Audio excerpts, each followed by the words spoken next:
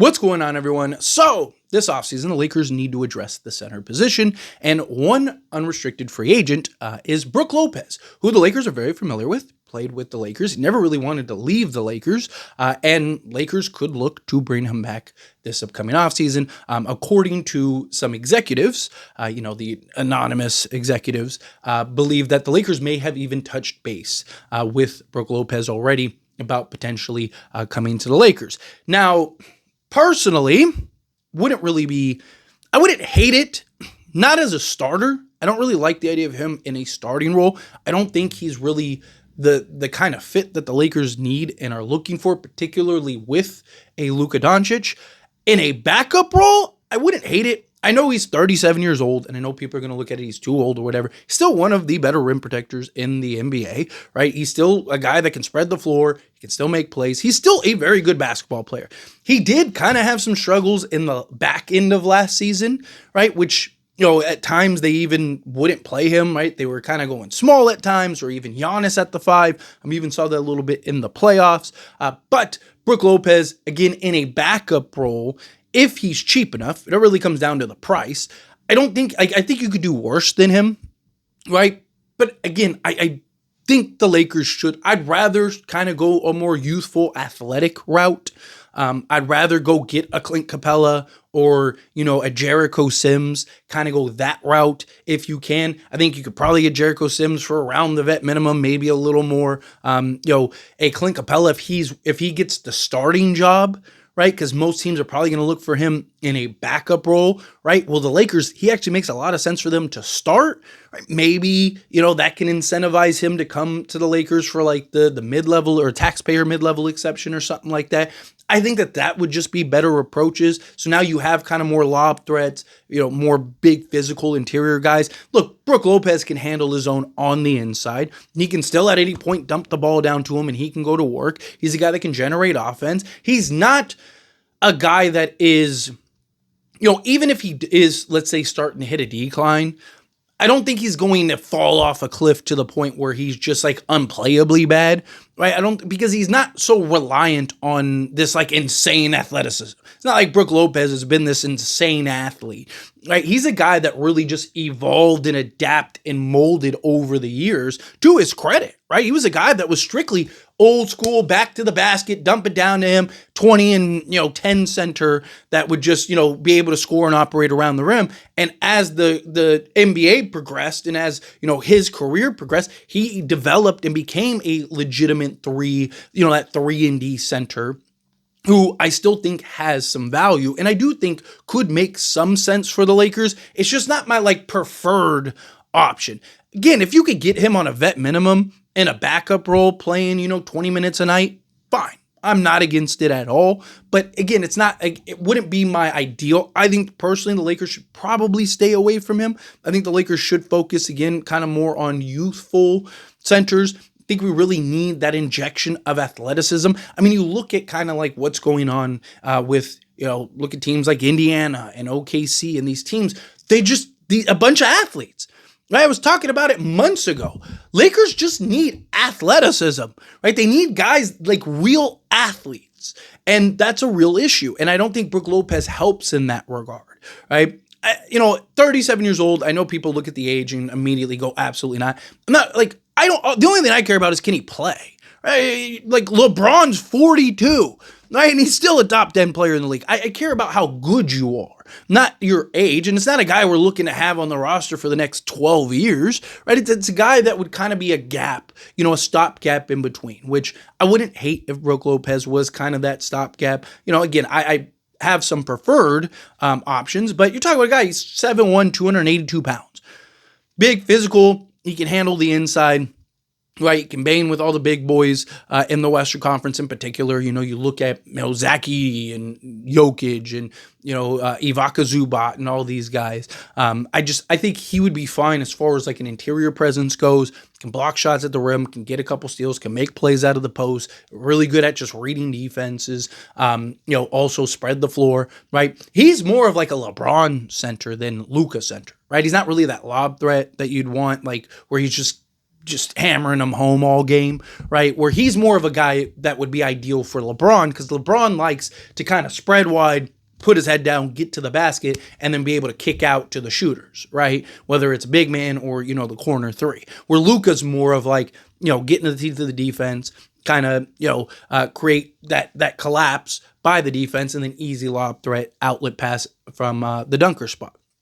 That's kind of where Luka likes to generate his, where LeBron's kind of more, everyone spread wide, get out of the way, let me just kind of bully to the basket, right? So Brook Lopez does make sense in that regard, which is why I wouldn't hate, like if the Lakers were to get a Clint Capella and then added in like a Brook Lopez and then went and got like a Jackson Hayes, brought back a Jackson Hayes, or, brought in Christian Coloco or something like that. I don't hate that. Like, I don't mind having kind of like, you have Brook Lopez as like your skilled center, you have Clint Capella as like your physical lob threat center, and then you have like Jackson Hayes or Coloco as just like your floor running big.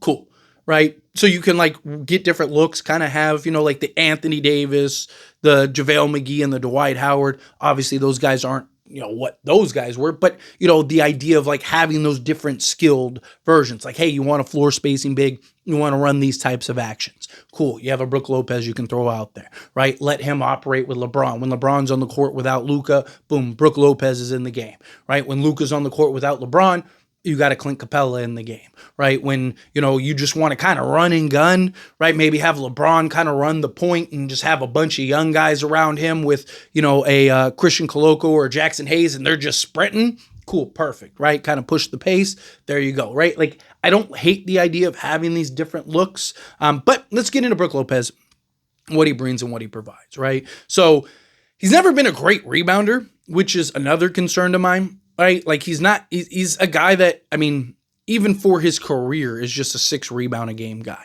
His best rebounding season was 7.8, and that was back in Brooklyn in 2015, 2016. This is a guy that, even the last few years, is 5.2 rebounds per game. You could argue, when you had Giannis, he didn't really need to be there to rebound. And he was, it's kind of hard to generate rebounds when you're shooting 10 threes a game, right? Like, so to his credit, but even when he was a back to the basket guy, he was still like a 6 to 7 rebound a game guy, right? So he's not like this excellent rebounder, which is another reason I kind of prefer him in a backup role. But the good thing that I like about him is he plays, right? You look at the last few years, right? He played 81 games, 68 games, 70 games. He had 13 games in 2021, 2022. And then he had 78 games, 79 games, and 80 games. So, and then, you can go back as far as 2014, and he had 72, 73, 75, 74, 81, 68, 70, 13, 78, 79, 80. So the guy's giving you 75 games a season. So that's good that you have somebody that's reliable even through his age, even through, him into the older years. He's still been able to be healthy and be out there on the basketball court. Best ability is availability, which is another reason why I guess you can argue it'd be good to kind of have a guy like that to where you're going to get 70 games a night from him.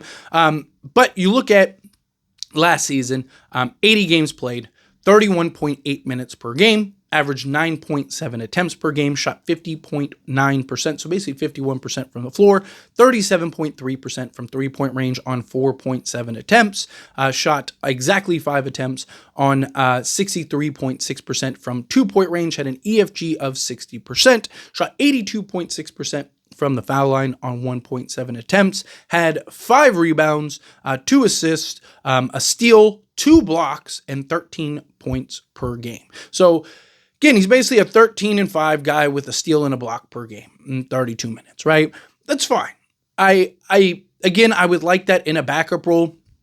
Give me 20 minutes per game, right? Can he be a 10-5 guy, right? Give us an assist, a steal, and a block a game, right? And limited minutes, right? And a backup role. Like, you kind of go back to let's say 2021, 2022, he played 23 minutes per game, right? He was 12.5 points, 4 rebounds, half an assist, a steal, and 1.2 blocks per game.